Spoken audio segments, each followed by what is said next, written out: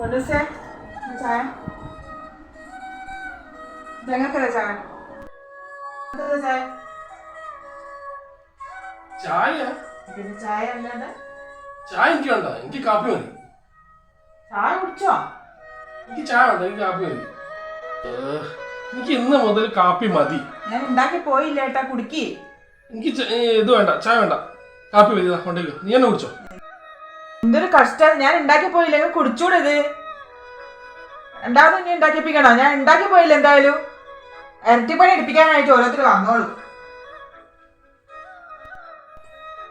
അപ്പയ്ക്ക് അന്ന് കാപ്പിയുടെ എത്ര ഇത്? ഇത്രയും കാലം ചായയല്ലേ കുടിച്ചോണ്ടിരുന്നേ? എപ്പോഴും നമ്മൾ ചായ ഇന്നല്ലേ കുടിക്കുന്നത്, ഒരു വെറൈറ്റി ഒക്കെ വേണ്ടേ? അതുകൊണ്ടാണ് ഞാൻ ഇന്ന് മുതൽ കാപ്പി ആക്കാൻ തീരുമാനിച്ചത്. എനിക്ക് കാപ്പി മതി. ഞങ്ങൾക്കതാ കാപ്പി. ഈ വാശി എത്ര നല്ലതല്ല കേട്ടോ.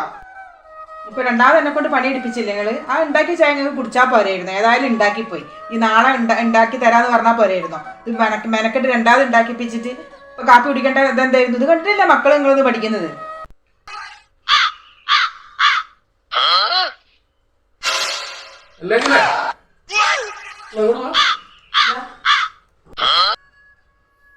ഇങ്ങനെയൊക്കെയാണ് എനിക്ക് ചായ മതിയായിരുന്നു.